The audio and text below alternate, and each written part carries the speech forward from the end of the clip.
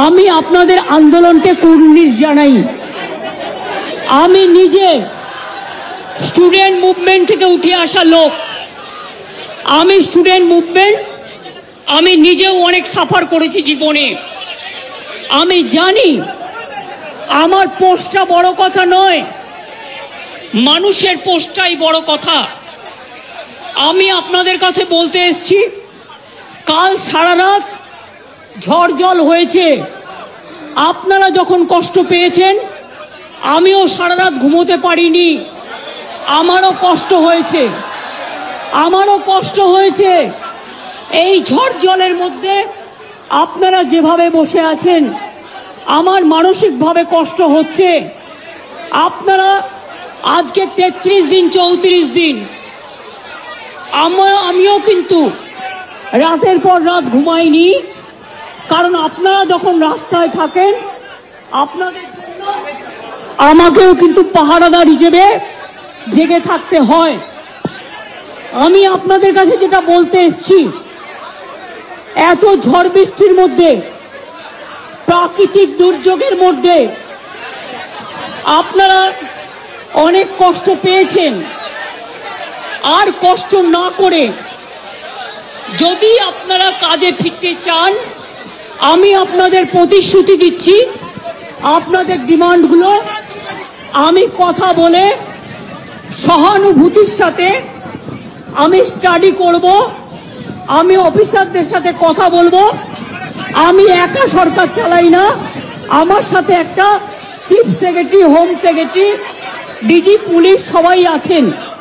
আমি আপনাদের বলতে চাই, আপনাদের ডিমান্ডগুলো আমি ভাববো, আমি চিন্তা করব।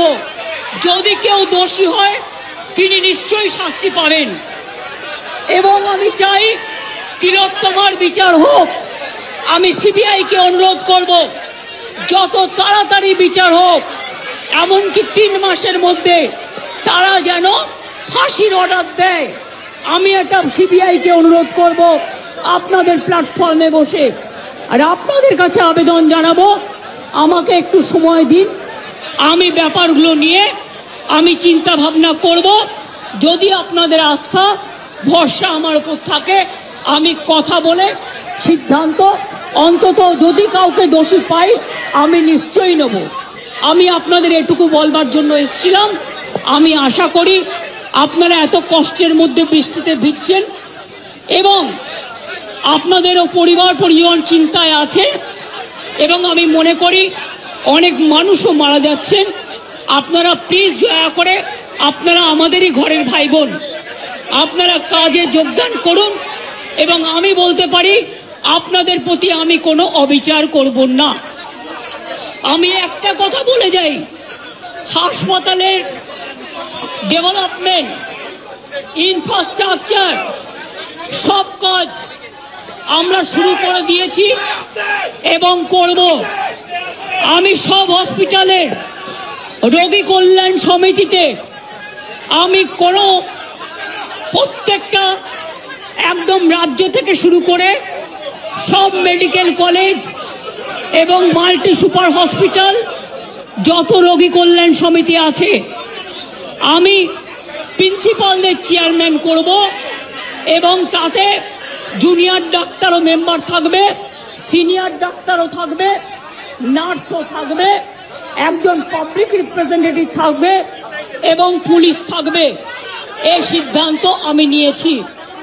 আপনাদের আরজিকর মেডিকেল কলেজেরও আমি রোগী কল্যাণ সমিতি ভেঙে দিলাম এবং সব মেডিকেল কলেজের আমি রোগী কল্যাণ সমিতি